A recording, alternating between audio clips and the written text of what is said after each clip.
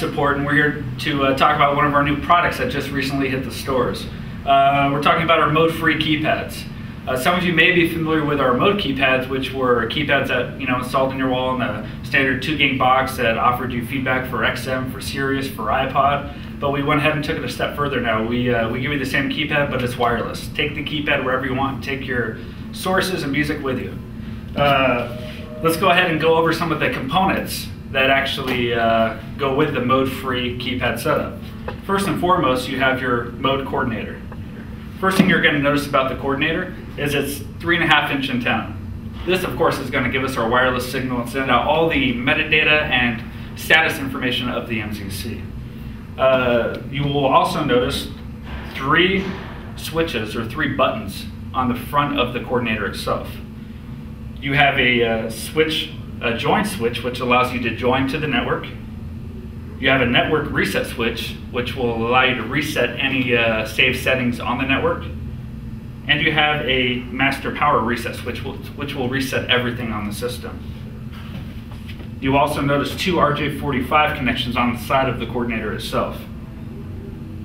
This is for power and also for looping another source into the coordinator. We do have an address dial. It's not an address switch that is actually being used right now. Maybe something down the road that we may take advantage of. And it supports up to 16 mode-free keypads. Let's go ahead and talk about the mode-free keypad itself. If you know our first generation mode 3.1 keypads, you know this keypad. Functionality is the same. You're going to see all the same metadata, all that good stuff. What you also notice is we have no wires. Again, this is a wireless keypad. No wires are needed for installation at all. It comes with a rechargeable lithium battery, which can hold the charge for up to 2 weeks between charges. Provides 2-way metadata feedback, so anything you see on your hardwired mode keypads, you're going to see on this keypad as well. And you have 2 docking options. You have a in-wall dock and you have a tabletop dock. Okay, so here's our mode-free in-wall dock. First thing you notice inside is we have an address dial in here. This is so the MZC will know the keypad is connected when the keypad is docked. And once it is docked in the in-wall dock, it is a keypad associated with that zone only. It will not be a wireless keypad until you actually eject it from the dock, and then it will go into wireless mode. Cool thing about this keypad is when you undock it, you have a nice little garage door on here, so aesthetically you don't have a hole in your wall once the keypad is removed. So that just slides up and down and as you undock and dock. If we flip this keypad to the bottom side here, you notice we do have an RJ45 input. We will go over the pinout. This is our standard SpeakerCraft pinout. We'll go over that a little bit later, but yeah, this will connect from the mode-free wall dock to the MZC. And here is our box that is included with the mode-free wall dock. This box is for new construction and for retro. It comes with all the clips depending on which application you're going to use it for. And that's it. It's pretty basic. One thing about our mode-free in-wall dock is when you have your keypad docked in there, docked into place, it clips in, and you will see a little SpeakerCraft logo here at the bottom. There's a little pinhole dot, and you will see a faint blue LED when the keypad is docked and it is charging. Now we have our tabletop dock. We have no Cat5 connections on this tabletop dock. All we have is our power. Power supply is included with the dock. This is really cool when you can't actually run any Cat5. You can hook this up and still have all the metadata and all the information you want. So now we're ready to connect everything up. Be sure that your MZC is running the latest firmware along with your EasyTools has the latest and greatest software. Let's start off with the mode coordinator. Now the Cat5 that's going to connect the coordinator to the MZC, optimal distance should be about 50 feet. And you want to try to get this centrally located in your house to get the best signal for all your mode coordinators. Now keep in mind, you can only have 1 mode coordinator per application, MZC, whether it's a stacked system or not. 1 coordinator per MZC. So let's go ahead and connect this up. Now again, you do have 2 ports on the side of the mode coordinator. You can use either port, doesn't matter which one. And we will connect it up to the available port or loop on the back of the MZC. Now the MZC provides power for the coordinator, so instantly you're going to get some power lights going on. Now let's go ahead and connect our mode-free in-wall dock to our MZC. And again, we have our RJ45 termination on the bottom of the mode-free wall dock. We'll go ahead and clip it in there, and we will connect it to our RJA 1.1 on the back of the MZC. We have green, orange, brown, blue, blue-white, brown-white, orange-white, and green-white on the RJ45. On the MZC side, we have B is brown-white, A is brown, ground are paired greens, IR are paired blues, and your 12 volts are paired oranges. Last but not least, we have our mode free. Now, right out of the box, the battery will not be connected in, so you're going to need to install the battery. So we will.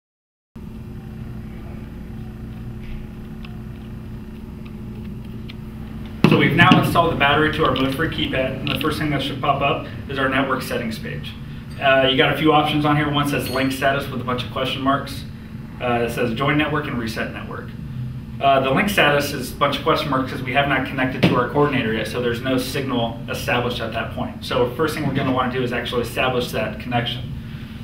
So as long as we have this network settings page, we want to go ahead and go to our coordinator. We're going to hit the join network button. You will see a bunch of lights blinking on the front of the coordinator letting you know it is in acceptance mode. Then you will simply select join network on your mode free keypad. You will see an hourglass. It takes about 5 seconds. Keypad will reset and will populate with your zone names.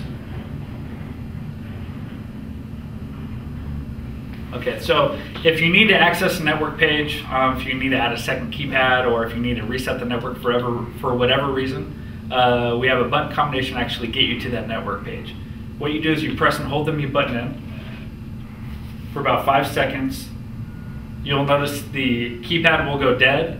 Once you release that, a SpeakerCraft logo will come up. As soon as that logo appears, you will hit the power up then down button, and that will get you back to the network page so you can re-add keypads or do whatever you need to do. Okay, so now we should be seeing all of our zone pages, getting all the metadata. Let's talk about some of the new icons that you see on this keypad that weren't on our previous mode keypads. First thing you notice, if no zones are selected in the top left corner, you're going to have a little off icon.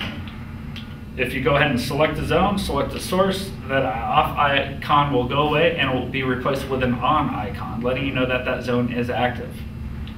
Directly next to the off icon and the on icon, you have a status indicator letting you know your signal strength. Obviously, if you're further away from the coordinator, that signal strength may decrease and will increase as you get closer to the coordinator position. If you press in the mute button, you will see a mute icon letting you know that the source is mute. Now, when you are in party mode, there's also a party mode indicator. It's a red indicator letting you know that that zone has selected the party mode or is a part of a party mode request. You will also notice a battery indicator. Keep in mind, this is not a level indicator, but an indicator letting you know that the battery is in use. When you dock the mode free back into the in-wall dock or the tabletop dock, that battery indicator will go away and will be charged off of the tabletop dock or the mode free in-wall dock. A few quick bullet points about the actual keypad is we cannot pass IR through the keypad. There's no built-in IR receiver. We have no wires on the back, therefore muting relays are not supported on this keypad, and firmware updates. This keypad does take firmware updates, and it's important to make sure you have the firmware updates in the keypad. To do a firmware update, you have to do them through the in-wall dock. Tabletop dock does not support firmware updates, so make sure you have an in-wall dock to properly update the firmware on the mode-free keypad. Okay guys, so that wraps up with the mode-free rundown. If you guys have any questions, please email us at techtips@speakercraft.com or give us a call. Thanks and have a great day.